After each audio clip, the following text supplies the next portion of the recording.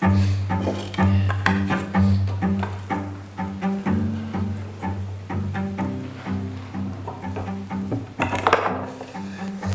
you put your soul into what you make, I think the people who use the objects feel it, and also when you apply craftsmanship and experience of many years working and just sincerely try and do things as best you can at every stage of production, you come up with something that is strong and sincere.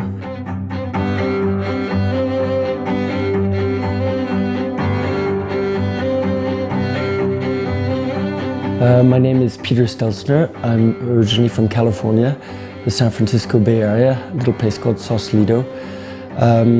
I've been living in France now for almost 30 years. I've been making furniture for 25 here. I've been making skis now for 10.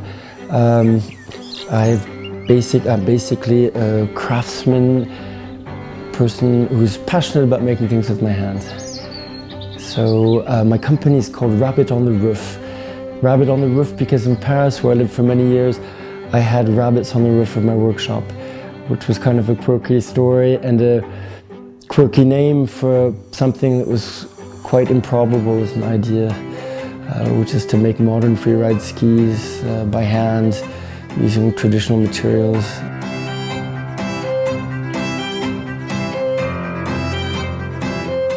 We are really in tune with nature and then also the sport itself. It's not so much about performance. The skis, of course, are very performant, but it's about the pleasure. And when you can bring something like that, when you can enhance the pleasure that we obtain in the mountains through something that has been made by hand, I think that there's a big plus value there. A lot of the, what I would call profit, lies in that moment.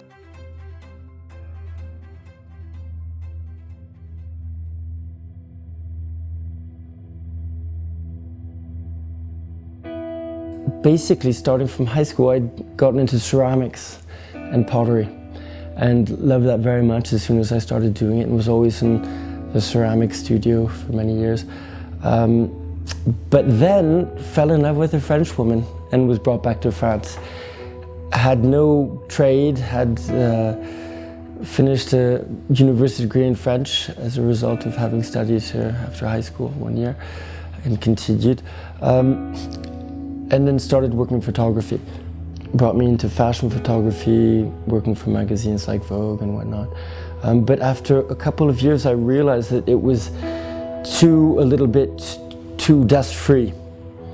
And I started making mosaic furniture for a friend, and that brought me back into the world of handcraft. I also was very privileged to, through those periods, meet old craftsmen.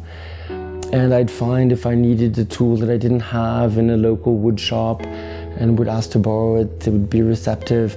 And then just through observation, and then having those experienced craftsmen feel that enthusiasm, they immediately give more. And it's just been a hands-on process of learning through ideas.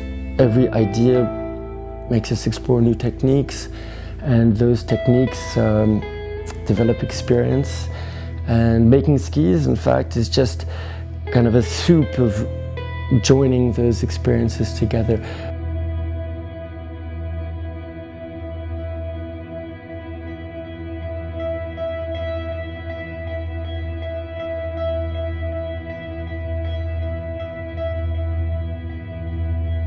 Everything I can find that is the best, I put into the ski.